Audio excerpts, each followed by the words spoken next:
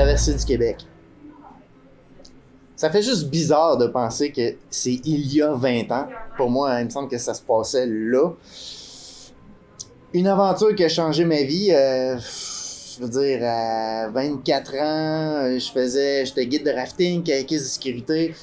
Le plus long que j'avais fait dans ma vie seul, c'était une journée. Puis là, ben, je m'alignais pour faire une aventure de 100 jours. Je me suis lancé. J'avais un rêve, un projet, puis à ce moment-là, je me disais, ben, est-ce que c'est vrai que si on fait tout ce qu'on peut dans la réalisation d'un projet, ben, que ce projet-là peut se réaliser? Fait que je me suis lancé avec ce que j'avais de passion, de rêve. Un des premiers moves que j'ai fait, ben évidemment, c'était le financement de ce projet-là. J'ai pris mes 2000$ que j'avais d'économie, puis j'ai acheté pour 2000$ de t-shirts pour les revendre, pour financer mon expédition. Mes parents, quand ils ont appris que j'avais vendu, je veux dire que j'avais acheté pour 2000$ de t-shirts pour financer mon expédition, eux tu sais, je veux dire, le plus beau cadeau qu'un parent puisse faire dans la vie à son enfant, c'est de l'encourager dans ses défis, dans ses projets. Et j'ai eu la chance d'avoir un parent qui a fait ça pour moi. Mais je suis sûr que quand mes parents ont vu que j'avais acheté pour 2000$ de t-shirts, j'avais mis toutes mes économies pour acheter des t-shirts.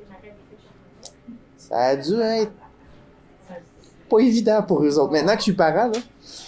Mais bon, j'avais la passion, j'avais un rêve, puis ils se disaient, bah, au pire, tu sais, il va faire un bout, puis il va apprendre à travers cette aventure-là.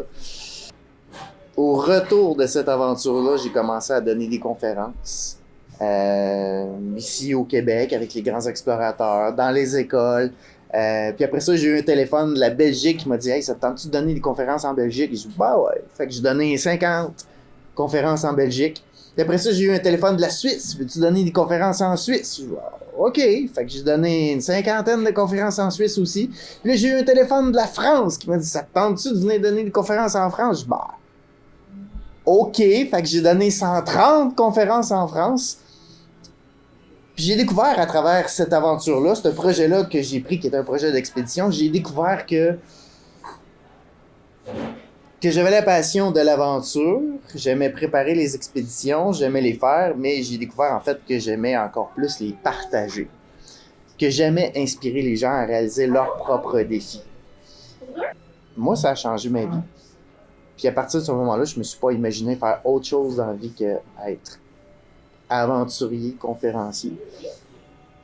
Mais tu sais, dans le début de cette aventure-là, là, moi, je faisais des salons pour vendre mes t-shirts, pour financer mon projet, trouver des commanditaires. Puis, à un moment donné, dans un salon, il y a un monsieur qui est venu me voir directement. Il est rentré, il est venu me voir, puis il m'a dit « Moi, je m'appelle un tel. J'ai travaillé pendant 20 ans dans la région de ce que tu t'en vas. Puis, en fait, je suis venu te dire, fais pas ton expédition, tu vas mourir. » J'avais pas mal tout investi ce que j'avais dans ce projet-là, puis au moment où on était rendu, j'étais assez avancé pour dire je vais le faire, peu importe. C'était pas question de virer de bord, de reculer, mais le doute que ça m'a semé, ça, ça m'a obligé à faire mes devoirs.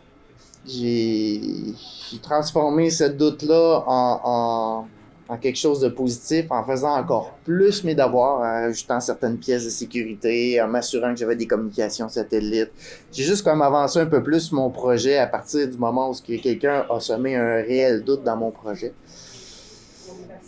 Mais tu sais, du doute de même, là, ça c'est une anecdote, mais tu sais, il y a des gens qui ont ri de moi, qui m'ont dit que c'était impossible, que ça se faisait pas, que je réussirais pas, que j'étais pas la bonne personne pour faire ça, que j'avais pas le potentiel. En fait, peu de gens ont directement dit ces choses-là, mais j'ai l'impression qu'on fait ça souvent. En fait, on interprète à notre façon ce que les personnes nous disent. Peut-être qu'on l'amplifie. On peut être une critique assez sévère de soi-même, de nos projets, de nos rêves, de nos défis. Moi, ce que je dis en conférence dans les écoles aux jeunes, c'est « Laisse jamais personne décider pour toi ce que tu peux faire ou ne peux pas faire dans la vie. Mais une fois que tu as décidé où est-ce que tu vas aller, ben la seule personne qui va t'emmener là, c'est toi. qu'il n'y a personne qui va faire tes devoirs à ta place. Tu veux y aller, tu mets les efforts, tu vas y arriver. Tu vas peut-être avoir à adapter ton projet, mais prends pour acquis qu'il n'y a personne qui va t'emmener où ce que toi tu veux aller. Puis laisse personne décider où est-ce que toi tu veux aller.